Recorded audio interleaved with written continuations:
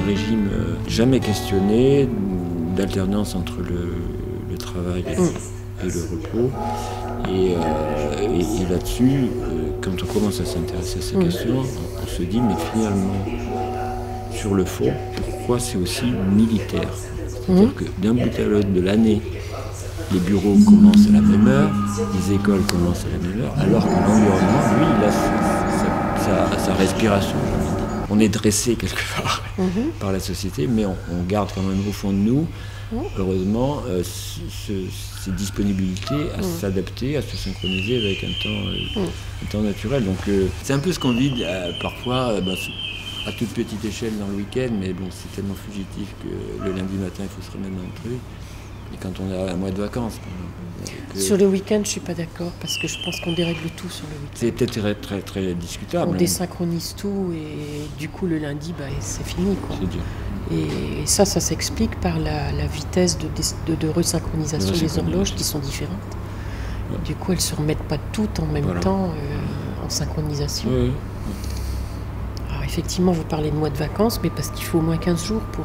Il faut un temps. D'ailleurs, moi j'ai constaté une énorme différence dans les zones très rurales, agricoles, où on a vraiment un rythme irrégulier et puis proche effectivement du rythme naturel que dans les milieux ultra-urbains. C'est très clair. On peut cheminer un peu dans les espaces. Ici, on a la notion d'horloge biologique, mais vraiment dans les principes biochimiques.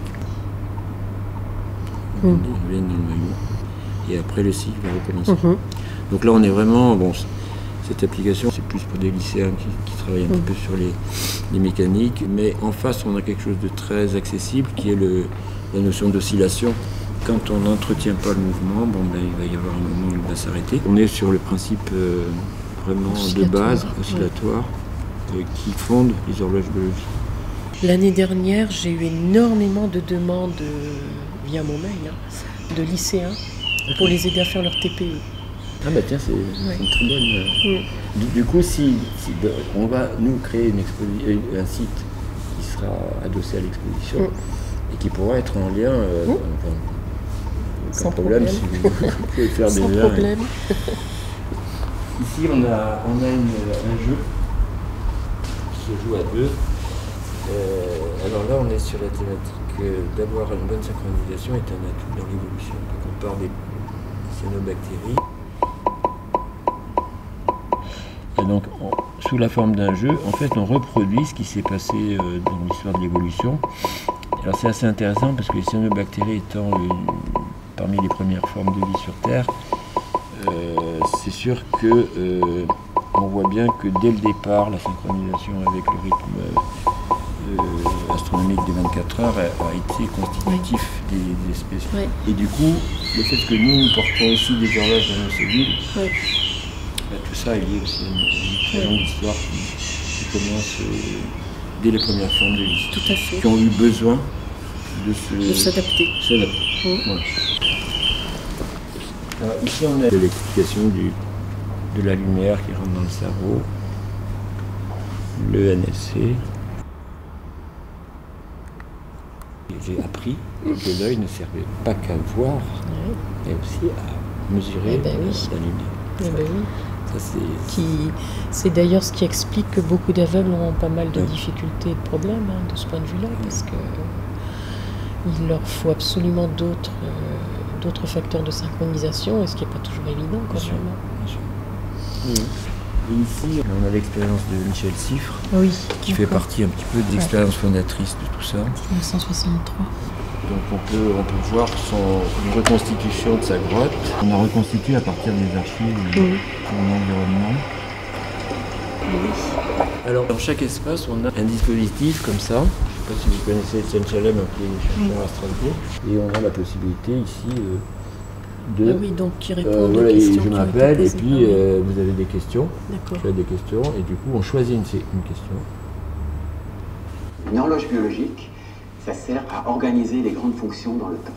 Tout d'abord, ça sert à autoriser une période d'activité, puis une période de repos pour reposer l'organisme.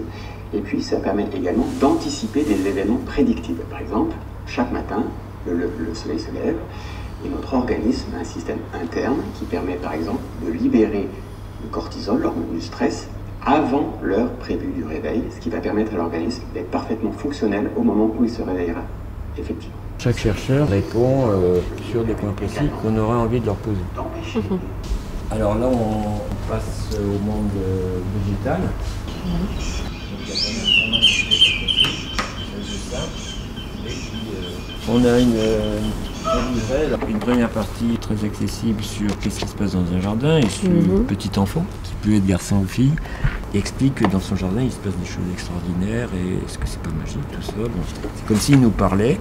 Le changement des saisons, les fruits, les observations, voilà. Et on a une deuxième partie qui est plus documentaire, qui s'adresse peut-être à des enfants un peu plus grands, et où, et ça ces textes ont été élaborés avec Isabelle Carré, où on explique finalement ce qu'on a découvert comme magique, c'est pas si magique que ça, mais ça s'explique par la science. Et là on a des explications tout à fait intéressantes sur la floraison, sur le refermement des feuilles, la germination et tout ça. Voilà. Ouais. Donc ça c'est un document original qu'on a fait, qui pourrait devenir un album pour la jeunesse. Ah, c'est bien, c'est vraiment bien. Alors ici on va reconstituer là aussi avec une BD originale l'histoire de Dortouse de Méran et Augustin de Candolle qui font ces expériences sur la sensitive. Et on explique toutes les recherches qu'ils ont faites avec les costumes d'époque, etc., puisqu'on est au XVIIIe siècle. Eh ben oui, c'est quand même le premier à avoir fait l'hypothèse d'existence d'une horloge du vivant. Hein. Là, on est dans les comportements animaux. On a un dispositif assez important qu'on a consacré aux migrations, donc ça s'appelle migrateur. Alors, il faut choisir une espèce, on prend un, et on commence à jouer. Attention, le changement de corps risque de surprendre car vous allez entrer dans la peau d'une baleine à bosse mesurant quelques 15 mètres et pesant une petite trentaine de tonnes. Vous êtes prêts? Cela fait déjà quelques mois que vous vous remplissez la panse de petites crevettes et de poissons. Rien de mieux pour faire le plein d'énergie. Mais il faudra bientôt partir. Vous devez être attentif afin de repérer l'indice vous indiquant qu'il est l'heure de commencer votre voyage. Quel sera-t-il? Chanter, et nager dans tous les sens, chanter, sauter au-dessus de la surface de l'eau. Bon allez, je me suis là. Ouais. Faut chanter et nager dans tous les sens.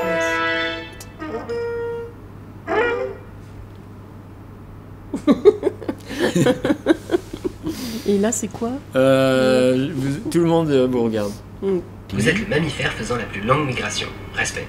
Vous allez maintenant pouvoir reprendre votre respiration normale, car notre voyage se termine ici. C'est chouette. Hein. Alors là, on passe dans le domaine des rythmes chez l'homme. C'est un point important ici, c'est les rythmes féminins, les cycles féminins, qui sont souvent pas tellement abordés en fait dans la chronobiologie. Ah, moi tout le temps, je le fais en classe avec les élèves, ce qui me permet de désangoisser les petites filles qui sont déjà prépubères et qui comprennent pas tout ce qui leur arrive. Et là, on a deux films en fait réalisés par le réseau Canopé. Un qui fait le lien avec le rôle du cerveau dans le déclenchement des hormones. Et là, on a l'autre regard plutôt sur les organes. Un stock de cellules appelées ovocytes se forme dans l'ovaire. Ils sont très très bien faits. L'ovulation est donc un phénomène cyclique, mais ne représente qu'une des nombreuses étapes du fonctionnement de l'ovaire. Voilà. Ah bon, il y a toute l'explication.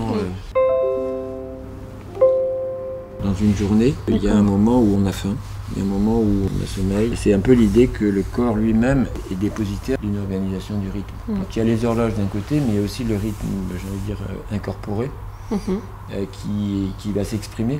Du ressenti voilà, aussi. Du ressenti. Voilà. Donc là, on explore ça à la fois dans une dimension interactive et puis sous forme d'un puzzle où il s'agit de mettre aux bonnes heures les différentes activités. Là où c'est plus propice peut-être pour faire du sport, d'autres plus propices pour une activité intellectuelle. Et après une nuit, bon, il y a le petit déjeuner, voilà. Et puis il y a la mise en activité intellectuelle, puisque c'est un peu ce dont vous avez parlé. Ça ne veut pas dire qu'il faut commencer à travailler à 8 heures. Oui, en même temps, moi je me bats un peu contre un truc qui est constamment vendu, à savoir la courbe de vigilance, qui est une bêtise pour moi. Qu'est-ce que vous appelez la courbe de vigilance? Le fait justement qu'on dise que chez les enfants scolarisés, ils vont commencer à être efficaces au travail entre 9h et 9h30, et jusqu'à 11h, 11h30, et que ça va baisser à 13h. Quand c'est pris à la lettre, quoi. C'est n'importe quoi. Je veux dire, il suffit de les regarder devant un jeu vidéo, on verra combien de temps ils sont capables d'être attentifs. J'ai posé la question à Claude Confier aussi sur la télévision, parce qu'il est très hygiène de la lumière, fermer la lumière bleue, tout ça. J'ai dit, mais comment tu expliques que devant la télévision, beaucoup de gens s'endorment? C'est du conditionnement. Ouais, c'est ce qu'il dit, il y a une concurrence entre l'effet de la lumière, qui n'est pas immédiat comme ça, mais aussi le fait qu'il y a un conditionnement par le rythme de l'image et du discours. C'est un conditionnement, mais du coup la qualité du sommeil n'est pas la même. Et voilà. Ça c'est certain. Ça c'est sûr. C'est sûr. Mais bon, ça met sur la piste de cette idée qu'il y a des activités différentes sur les 24 heures et que... mais je suis d'accord, ça c'est pas à prendre à la lettre. Parce que en plus, moi je travaille avec des enseignants. Et donc, ce sur quoi j'insiste beaucoup avec eux, c'est que c'est justement à eux à avoir des pratiques pédagogiques qui permettent de jouer sur des alternances. L'art d'enseigner, c'est ça aussi. Exactement. Parce qu'il y a un art du rythme dans la pédagogie. Ici, on a plusieurs postes. Donc, c'est écouter son propre cœur. Donc, quand vous vous asseyez, vous mettez les écouteurs. Pas très marqué. J'ai pas de cœur. Vous n'avez pas de cœur. C'est bon. Ouf. On a trouvé mon cœur. C'est une expérience qui est proposée, qui marche très très bien avec des jeunes, et que j'avais vraiment envie qu'on entende vraiment son cœur. Parce que d'habitude, on est chez le médecin et ils ne nous font pas écouter. Je parle toujours du rythme cardiaque comme un outil que nous, psychologues, on utilise beaucoup chez les jeunes enfants qui n'ont pas la parole. C'est le seul outil qui nous permet de voir s'il y a un effort cognitif qui est fait chez cet enfant qui n'exprime pas pour autant ce qu'il est en train de faire. Parce que le cœur se modifie. Il accélère. Il accélère. Pendant un effort cognitif. Si, par exemple, j'habitue un bébé à regarder une balle jaune. Donc, on prend deux rythmes de base, la succion non nutritive et le rythme cardiaque. Une fois qu'il est habitué à cette balle jaune, on a son niveau de base. On lui passe une balle bleue. Et aussitôt, on voit les deux qui accélèrent. Donc nous on utilise beaucoup ça en psycho et du coup je l'explique toujours, et puis c'est pour ça que je dis que quand je travaille dans les écoles, on a constaté qu'il y a des moments où le rythme cardiaque des enfants il est particulièrement sollicité. Donc là c'est la respiration, donc on a différents personnages qui sont là, on tire au sort. Et si on tombe sur le nouveau-né, il respire comme un bébé. Donc on voit son rythme. Ah oui, d'accord. C'est très très rapide. Donc, ouais.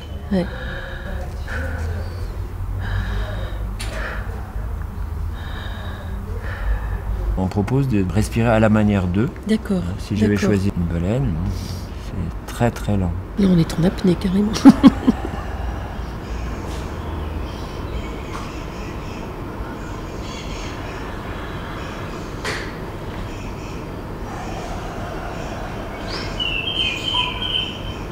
Et ici, on a quelque chose... Il faut avoir un cerveau pour ça. Il faut avoir un cerveau. C'est pas gagné. Donc on le met comme ça, et ça, c'est sur le front. C'est pas un rythme d'ondelante de sommeil profond, hein. C'est bon. Le cerveau, il est traversé par une multiplicité de rythmes, de longueurs d'onde différentes, de fréquences différentes. Et selon les activités, c'est pas exactement les mêmes longueurs, les mêmes types d'ondes qui sont les plus dominantes. L'appareil, là, capte vraiment les ondes du cerveau, du vrai cerveau.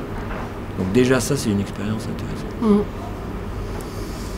On a figuré ici une nuit de sommeil. Il y a des cycles d'environ 1h30. 90 minutes. Et chaque cycle est rempli par des phases de différents types de sommeil. Le cycle 1, il a une phase d'éveil, donc là, l'éveil, c'est le petit truc jaune. Un sommeil léger, c'est le... Si je ne me trompe pas, c'est celui-là. Après, je ne connais pas par cœur. Après, on a un sommeil profond. Et on a un petit sommeil paradoxal. Donc on a un petit sommeil léger. Ce qu'on remarque au passage, et que moi j'ai aussi appris avec intérêt, c'est que le change. sommeil profond Diminue. diminue et disparaît. Au 4e cycle, Par contre, le sommeil paradoxal, il lui, augmente.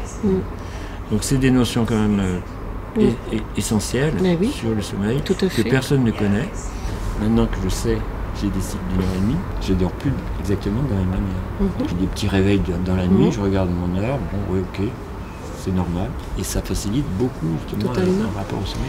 Il faut apprendre à connaître son propre rythme pour pouvoir le respecter. J'ai des travailleurs postés qui m'ont dit, écoutez, vous m'avez fait comprendre pourquoi je vais si mal. Eh ben oui. De récentes études ont démontré que non seulement dormir le jour n'était pas aussi reposant et récupérateur que dormir la nuit, mais pire, travailler la nuit augmenterait de 40% les risques de maladies cardiovasculaires, de 50% les risques. Petite vidéo très rapide. Mais de même que les changements de rythme tous les 8 jours, changements de rythme, qui est c'est une très vrai. aberration. En particulier tous les 8 jours. C'est le pire des changements.